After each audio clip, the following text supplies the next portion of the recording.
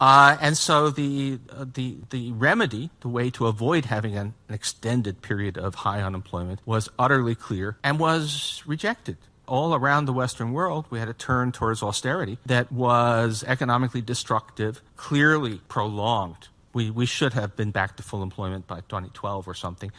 We could have been quite easily. In fact, it went on much, much longer than that. And the funny thing was, again, as I say, that this was not treated as a debate. Doing the wrong thing was the right thing. It was simply assumed to be the case that this was what we should be doing. And what had happened, I have to admit, I don't think I fully appreciated it at the time. What had happened was that a lot of the political and media establishment simply internalized the values of the 0.01%. That the kinds of policy views that come naturally to people of great wealth just defined the parameters of what was considered responsible. The responsible thing to do was what the typical billionaire, as opposed to the atypical people who are supporting what we're doing at this conference, tends to think should be done. Why that particular point of view, why that outlook? A lot of it is narrow self-interest, or at least some kind of class interest. You don't have to be a vulgar Marxist to say that it's kind of understandable that somebody with a great deal of money should support lower tax rates on high incomes and low tax rates on inherited wealth.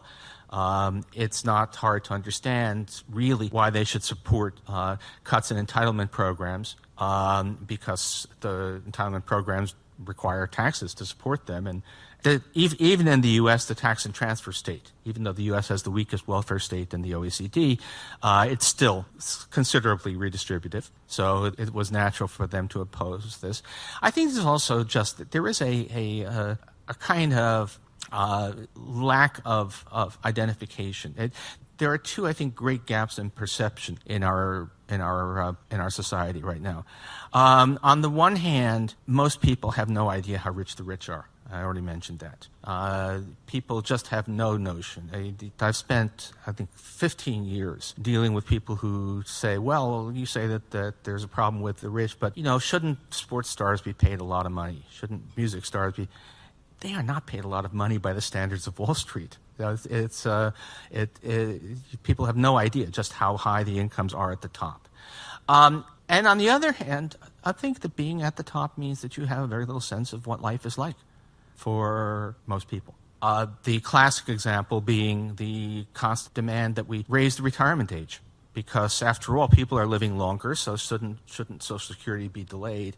And the answer is, well, actually, higher income people are living longer.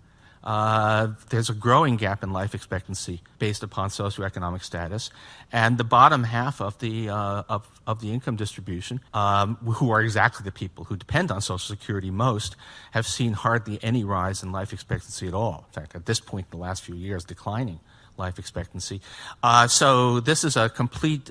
Basically, we're saying that because highly paid accountants are living longer, the janitors should lose their retirement, and it's and I as far as I can make out, there's an honest.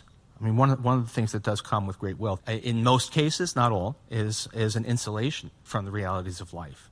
I suspect that very few people in the 0.01% realize that for the majority of Americans, Social Security is the dominant and, in many cases, the sole source of support in retirement.